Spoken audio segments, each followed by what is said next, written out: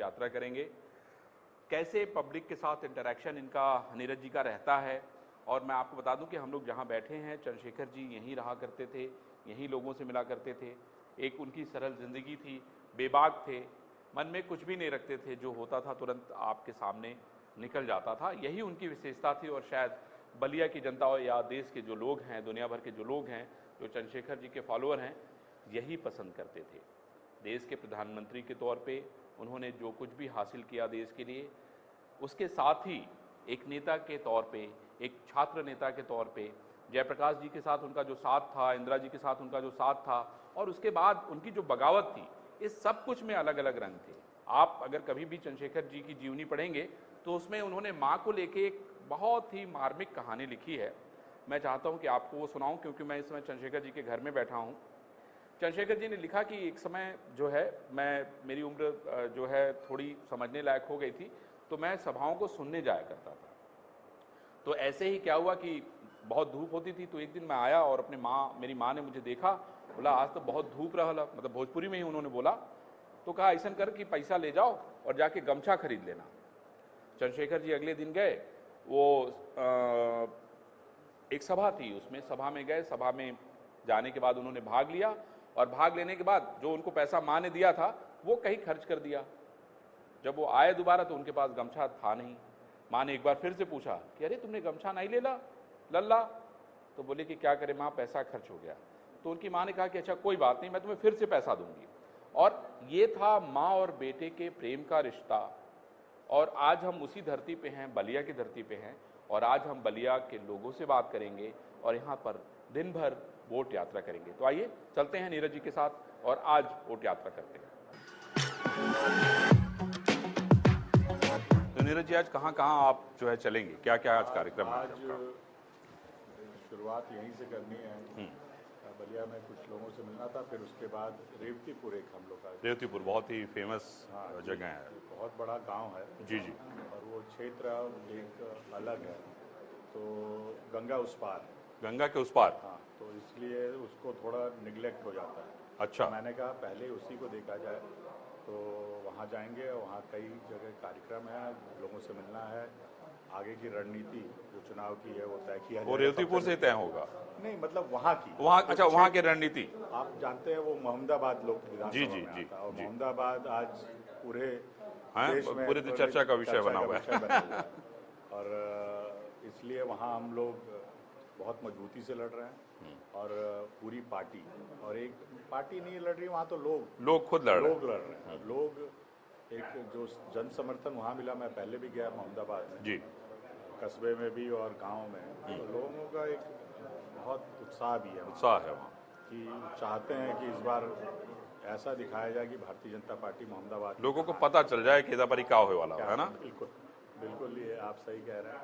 और मुझे पूरा विश्वास है कि वहाँ के लोग एक जो संदेश देंगे वो पूरे देश में एक मतलब हमेशा याद किया जाएगा। रेवतीपुर मतलब मोहम्मदाबाद, जी जी, मोहम्मदाबाद की मैं बात करूँ, वहाँ बहुत दिनों से लोग बड़े उत्पीड़ित थे। अब वो बताना भी चाहते हैं कि अब वो दिन बदले वाला हो। नहीं, बदल गया है, लेकिन उसको और सुधार होना चाहिए, और लोग अब विकास चाहते हैं। अब ये नहीं चाहते कि किसी की वहाँ दादागिरी चले और काम, अब वो चाहते हैं कि इस क्षेत्र का विकास हो, और विशेषकर मोहम्मदाबाद, मुझे पूरा भरोसा है। मतलब मोहम्मदाबाद के ऊपर जो पुराना जो ठप्पा है उसको हटाना चाहते हैं, आप ये कहना चाहते हैं? मैं खुद चाहता हूँ कि एक ऐसा ना हो कि वहाँ पर जो राजनीति हुई है वो अब बदलनी चाहिए। एक साफ सुथरी विकास की राजनीति हो, यही मैं चाहता हूँ। नीरज जी, चंद्रशेखर जी यही रहते थे, मैं कमरा उनका देख रहा था। आपकी बहुत सारी यादें यहाँ से जुड़ी होंगी, है ना? बहुत सारी प्रेरणा उनसे मिलती होगी। यहीं पे ऐसे ही लोगों से मिलते थे, जैसे आप देखिए चारों तरफ देख रहे हैं लोग खड़े, कितना गजब का उत्साह है। मैं देख रहा हूँ सारे लोग उत्साही लोग जो है आपके अलग अलग रंगों के कपड़े में खड़े हैं, है कि नहीं?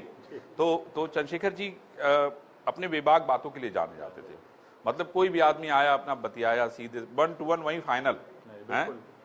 ये जो स्वरूप पहले था, इसको लोग पूरे जिले में और जो लोग आते हैं यहाँ पर झोपड़ी जानते हैं। हाँ, जी जी, क्योंकि यहाँ पहले झोपड़ी ही थी।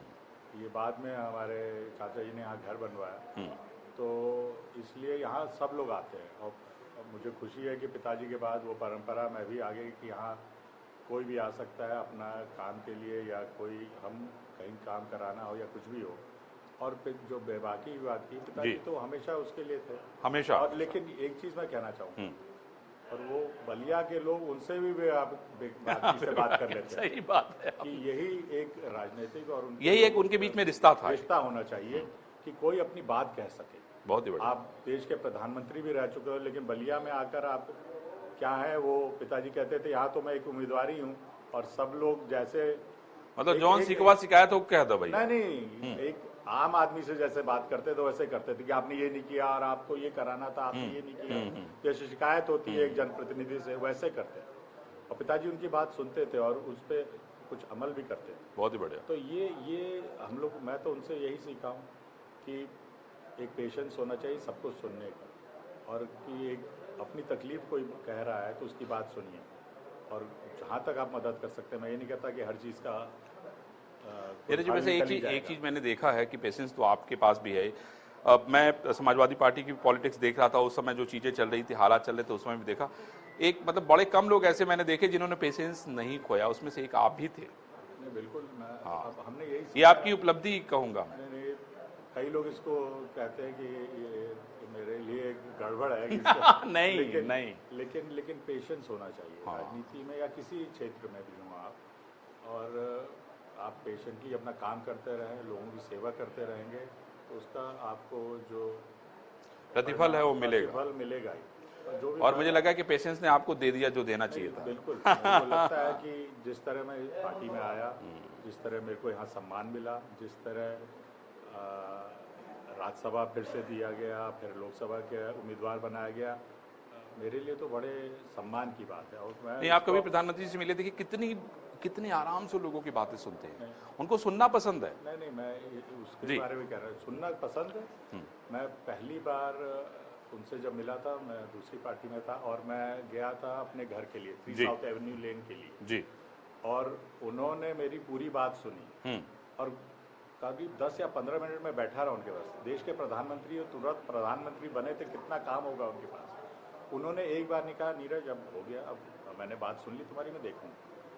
मेरे को कहना पड़ा कि मैं अब जाऊँ। तो ये उनमें जो पेशेंस है, लोगों की बात सुनने की क्षमता है, यही एक व्यक्ति को इतना महान बनाती है, और वो लोगों में होती नहीं। चलिए हम लोग चलते हैं। देखिए पब्लिक आपका इंतजार कर रही है, मैं समझता हूँ, और आज हमारी पूरे दिन नोट यात्रा रहेगी।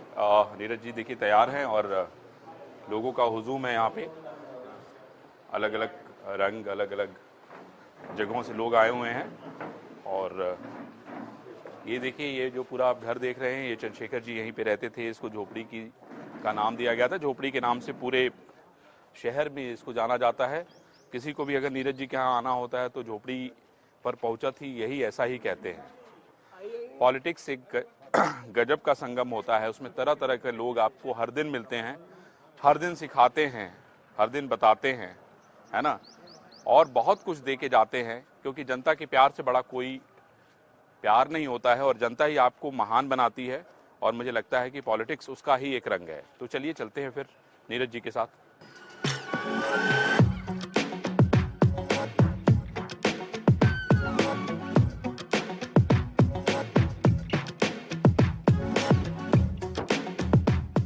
देखिए हमारी नीरज शेखर के साथ वोट यात्रा जारी है। आपने देखा कि किस तरीके से सुबह से उठने के बाद से ही लोगों से मिलने जुलने का क्रम शुरू हो गया।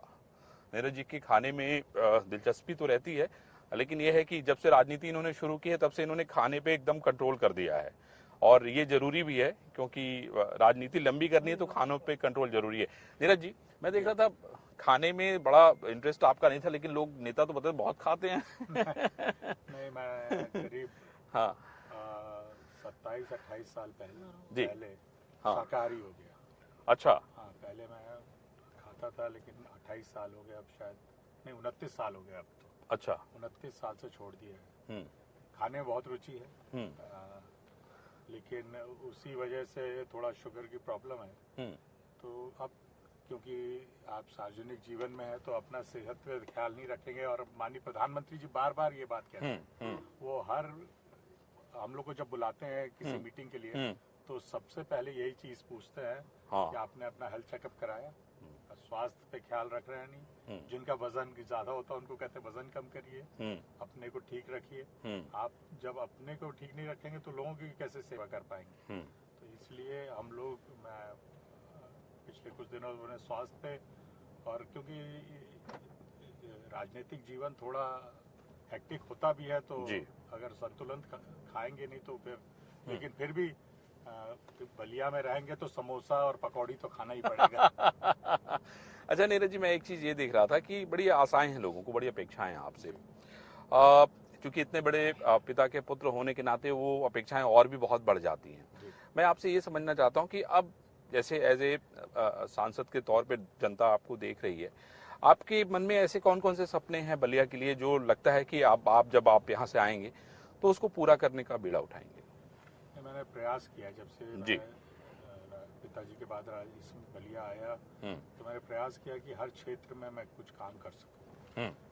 मुझे खुशी है कि कुछ काम मैंने किए हैं। जैसे बलिया में यूनिवर्सिटी पिताजी के नाम से है, स्पोर्ट्स कॉलेज पे काम चल रहा है, और 400 केवी का सब स्टेशन बनवाया, गंगा पे पुल है, ऐसे कई और काम है, सड़कों का काम, रेलवेज में बहुत काम हुआ है। हमारे जो अभी वर्तमान सांसद जी हैं उन्होंने, उसके पहले भरत सिंह जी ने, मैंने, जब मैं यहाँ का लोकसभा सांसद था तो हम लोग ने प्रयास किया कि जो अब आप देख रहे हैं आपके सामने ये दोहरीकरण हो गया, तो डबल लाइन हो गया है और विद्युतीकरण भी हो गया है। अब क्योंकि ये जो रास्ता है ये नॉर्थ ईस्ट के लिए यहाँ से सबसे ठीक रहेगा। अच्छा, तो मुझे पूरा विश्वास है आने वाले समय में ये बहुत इस पे ट्रैफिक बहुत ज्यादा हो जाएगी, व्यस्त बहुत ही ज्यादा हो जाएगी।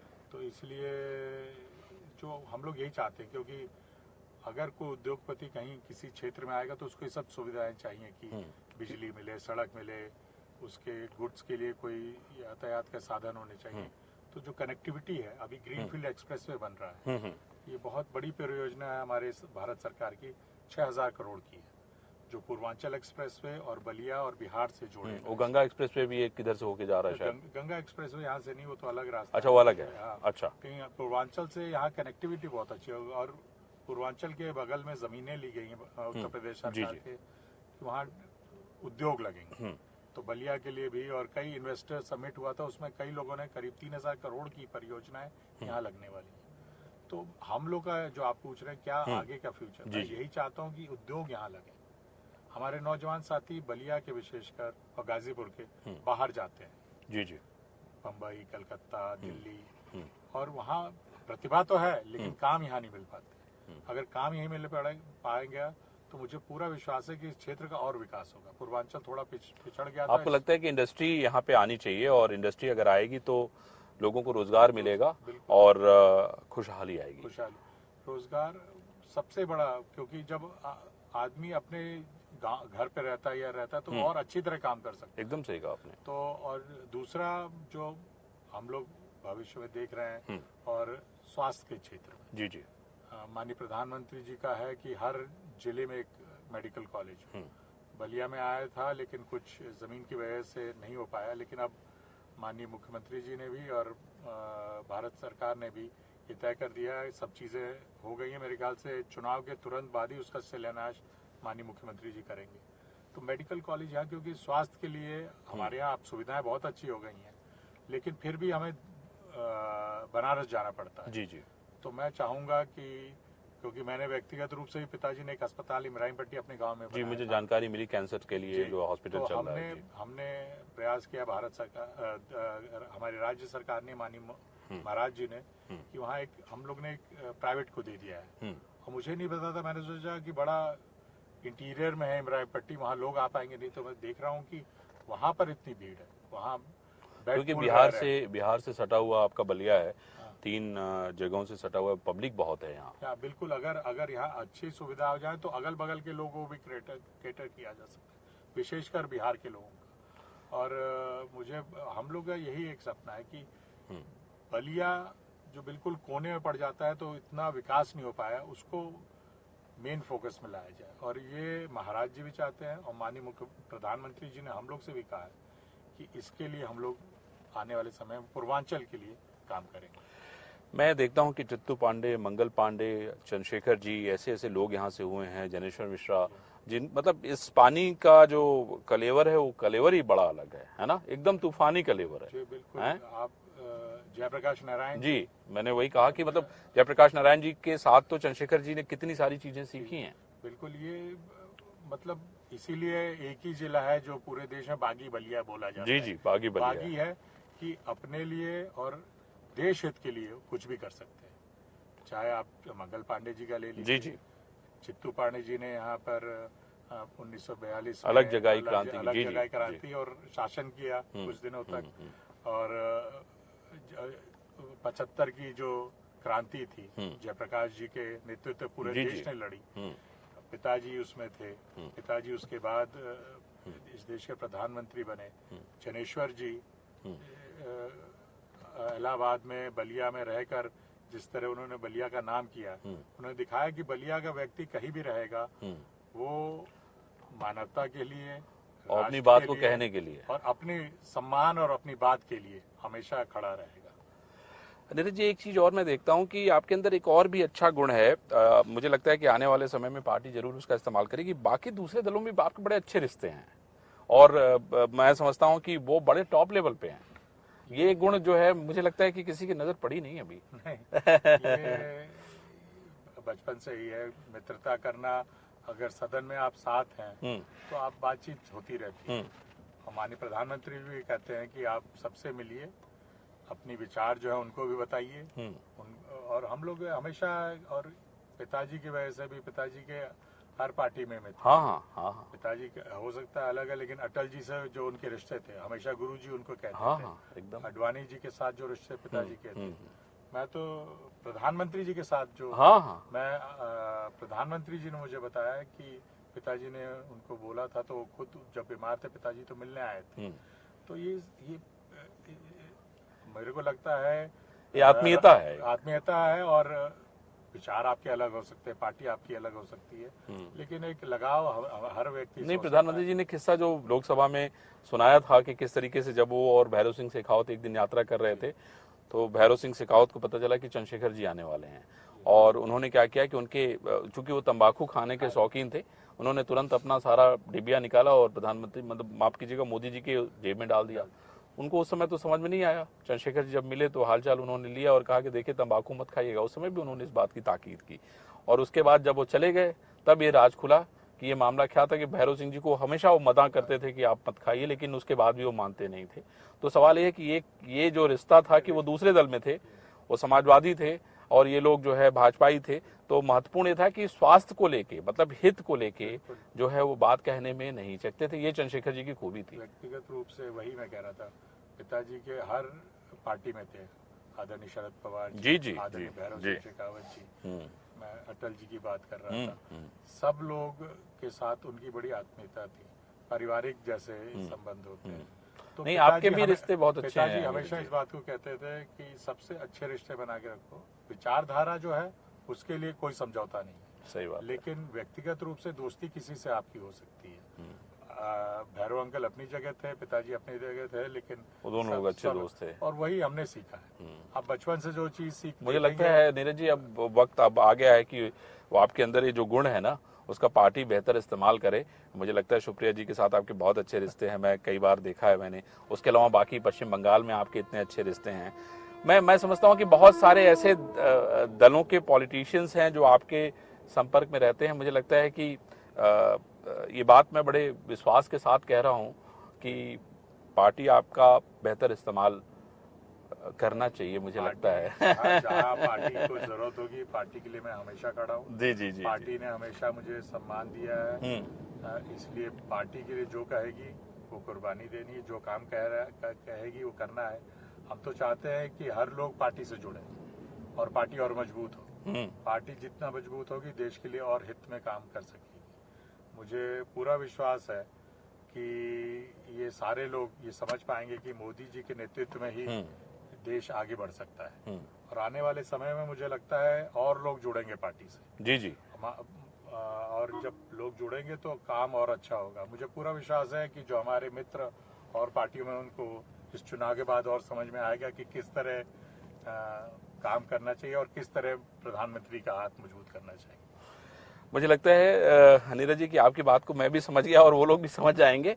एक बात ये बताइए नीरज जी कि क्या आप पहले से सोचते थे कि आप पॉलिटिशियन बनेंगे, क्योंकि आप तो बड़े विद्वान आदमी हैं, पढ़े लिखे व्यक्ति हैं, आपको लगता था कि नहीं मुझे पॉलिटिक्स में ही जाना चाहिए था, या कुछ और कभी करने के लिए सोचा था? नहीं, मैंने कभी नहीं सोचा, लेकिन पिताजी था कि जब तक मैं जीवित हूँ तुम लोग राजनीति में नहीं आ सकते। हाँ, और वो आपने किया भी? करना ही था, पिताजी का आदेश था, तो कोई नहीं। उन्होंने जब उनको आखिरी दिनों में वो बीमार थे जी, तो मैंने कहा कि मैं बलिया जाऊंगा। जरूर जाओ, लेकिन मैं जब चला जाऊंगा उसके बाद जाना।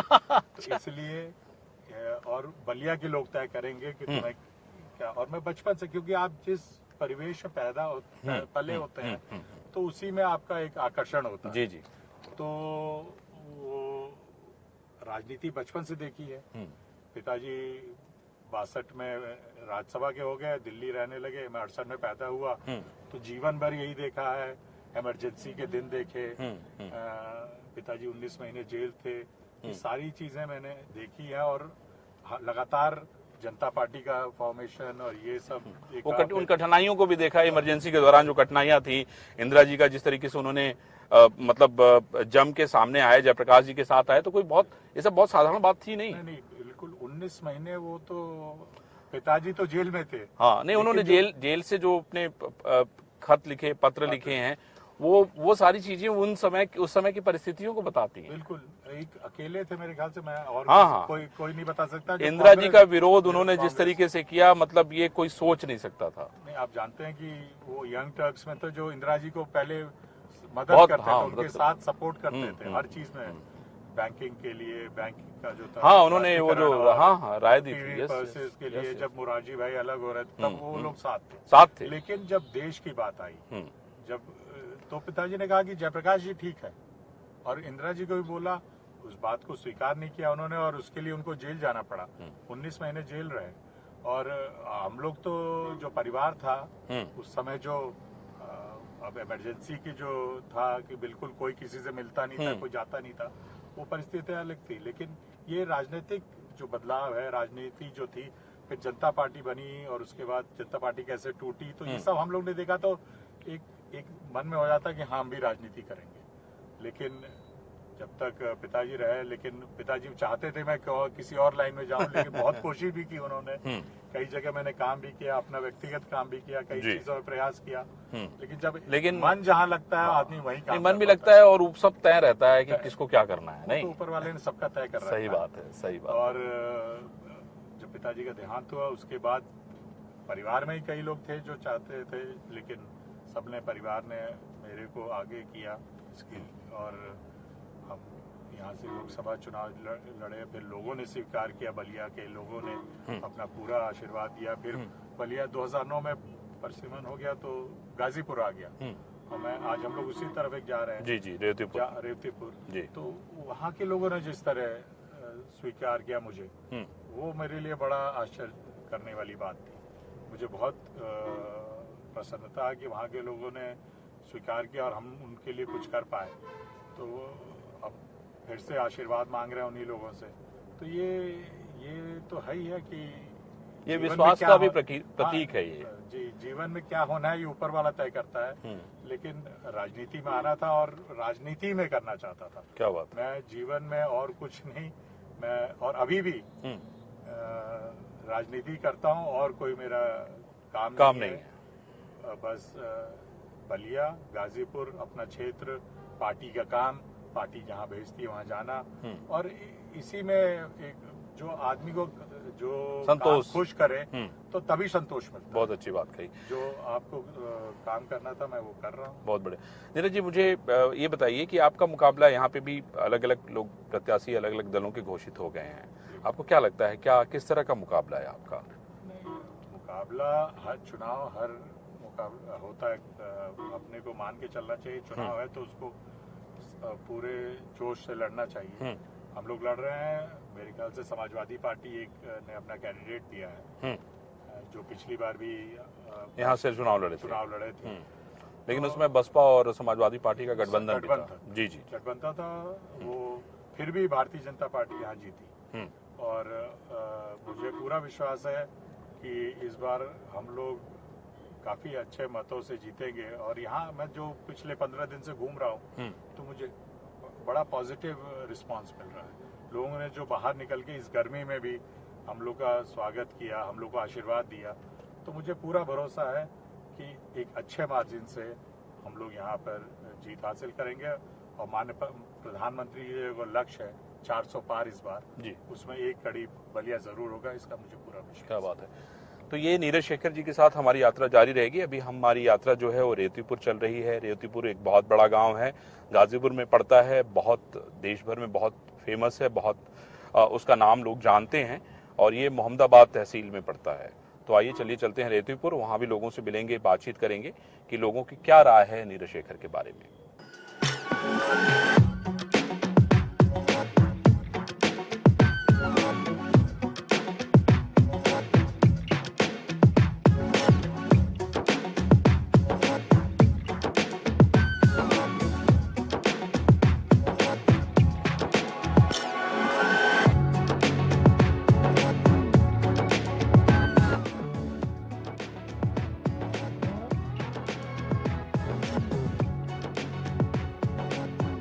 हम गाजीपुर के मोहम्मदाबाद तहसील के पटकनिया गांव में हैं और हम नीरज शेखर के साथ वोट यात्रा कर रहे हैं।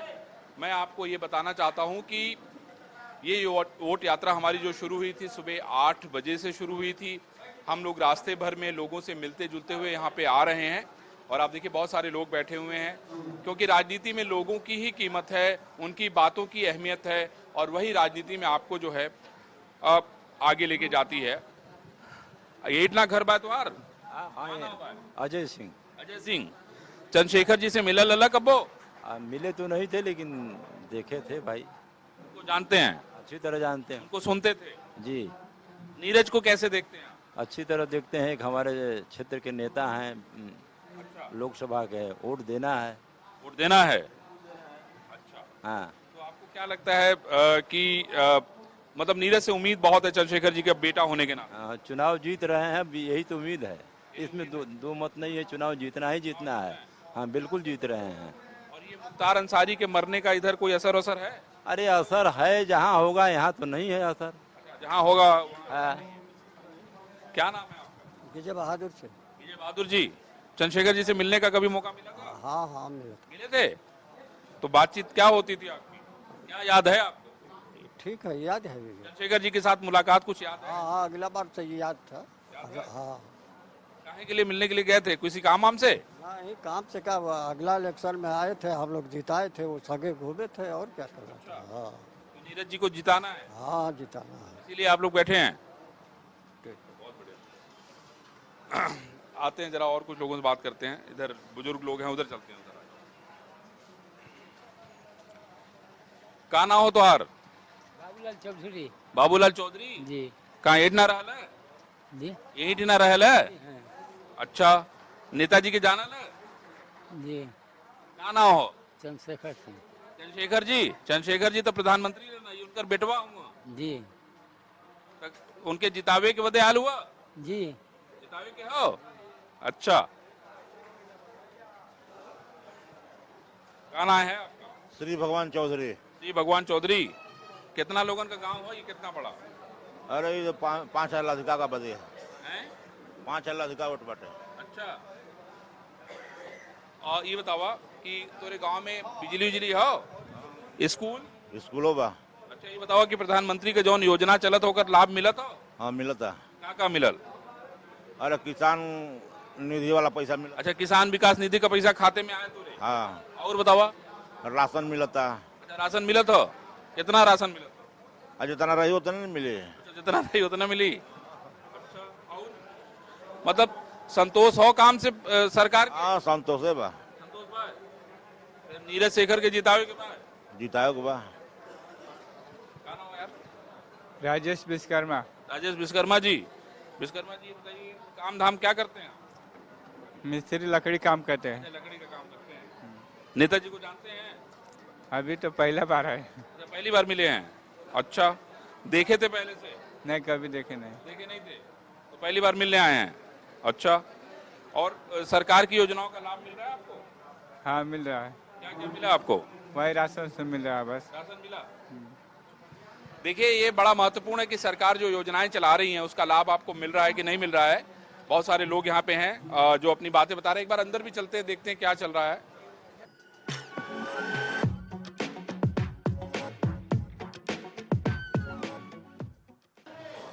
बलिया सीट की पूरे देश में चर्चा है क्योंकि बलिया जो सीट है, यहाँ पे पूर्व प्रधानमंत्री चंद्रशेखर चुनाव लड़ते थे। इस बार ये सीट जो है उनके बेटे नीरज शेखर को दी गई है और उनसे लोगों को बड़ी उम्मीदें हैं। आज सुबह से हम उनके साथ वोट यात्रा कर रहे हैं और बड़े तरह तरह के लोग मिल रहे हैं, बड़ा तरह तरह का अनुभव भी हो रहा है।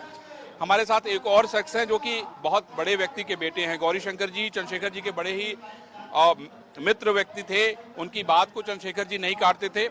उनके बेटे से बात करते हैं, देखते हैं कि राजनीति कैसे बदल रही है और कितनी सारी यादें चंद्रशेखर जी की उनके मन में है। चंद्रशेखर जी को आप मिले होंगे अपने पिताजी के साथ, मिलने का मौका मिला था? जी, हम लोग को सौभाग्य प्राप्त है पूर्व प्रधानमंत्री चंद्रशेखर जी से मिलने का। अच्छा। हम लोग बहुत छोटे थे तो हम लोग के घर आते थे, क्योंकि पिताजी 24 घंटे उनके साथ रहते थे। जब से आदमी पैदा हुआ है चंद्रशेखर जी के बारे में सुनते हुए पैदा हुआ है और अभी हम लोग माननीय उन्हीं को सुनते हुए बड़ा हुआ है। बड़ा हुआ जी, उन्हीं को सुनते हुए हम लोग बड़े हुए हैं। उनको बहुत करीब से देखने का मौका हम लोग को मिला है। नीरज जी में क्या देखते हो? चंद्रशेखर जी के कौन से ऐसे कुछ गुण हैं जो नीरज जी में आए हैं, या आपको क्या लगता है कि ये सीट भारतीय जनता पार्टी ने जो दी है वो क्या सोच के दी हो? नीरज जी व्यक्तिगत रूप से बहुत ही शालीन व्यक्ति हैं, बहुत ही सरल स्वभाव के व्यक्ति हैं। कोई ताम झाम उनके आसपास नहीं है। उनके स्वभाव में कोई ताम झाम नहीं है। आम जनता से बहुत ही सरल तरीके से मिलते हैं। उनके पास जाने के लिए किसी की सिफारिश की आवश्यकता नहीं है। बलिया जनपद का कोई भी आम से आम जनता अगर वो नीरज जी के पास जाता है तो उसकी बात सुनते हैं, उसके कामों को करने के लिए जहां फोन करना चाहे फोन करते हैं, उसकी मदद करते हैं। आपको भी राजनीति विरासत में मिली है, आगे क्या करना है? हम लोग तो अभी भारतीय जनता पार्टी के कार्यकर्ता के रूप में काम कर रहे हैं और बलिया जनपद के लोग माननीय नरेंद्र मोदी जी को प्रधानमंत्री बनाने के लिए संकल्पित हैं। 4 जून को 400 के लक्ष्य में बलिया भी अपनी आहुति नीरज जी को चुनाव जिता के भेजने का काम करेगा और नरेंद्र मोदी जी को हम लोग प्रधानमंत्री बनाने के लिए पूर्ण रूप से संकल्पित है। और आगे विधानसभा का टिकट भी मांगे? नहीं, अभी तो हम लोग पीछे चल रहे हैं। देखिए, राजनीति में कल के सपने देखना बहुत जरूरी है। अगर कल के लिए सपने नहीं देखेंगे तो फिर राजनीति अधूरी रह जाती है। गौरीशंकर जी के बारे में ये कहा जाता था कि अगर वो कोई बात कहते थे चंद्रशेखर जी को तो वो उनको मानना पड़ता था। इस तरह का रिश्ता था उन दोनों लोगों के बीच में। आप गौरीशंकर जी के बेटे हैं, नीरज जी के साथ सुबह से चुनाव में लगे हैं, ये बेहद महत्वपूर्ण है। देखिए, राजनीति में 1 और 1 11 होता है, 1 और 1 2 नहीं होता है। यही समझना होगा और नेता को यही लोगों को समझाना होता है। मेरा तो सिर्फ यही कहना है कि चुनाव बहुत जो है आसान नहीं है, लेकिन अगर आपको नब्ज पता है तो फिर आपकी जीत जो है आपके पॉकेट में रखी हुई है। तो नब्ज को समझिए। मैं समझता हूं कि इन्होंने नब्ज को समझा है और इनको आगे की राजनीति दिखाई पड़ी है। अभी से हमारी वोट यात्रा शुरू हुई थी और गाजीपुर के मोहम्मदाबाद तहसील के पटकनिया गांव में खत्म हो रही है। हमने अलग अलग जगहों पे अलग अलग लोगों से बात की, राजनीति के ढेर सारे रंग देखे और इस रंग को हम आपको भी दिखाएंगे। आज हमारी वोट यात्रा बस यहीं तक, तो फिर चलते हैं कहीं और आप देखते रहिए सिर्फ इंडिया।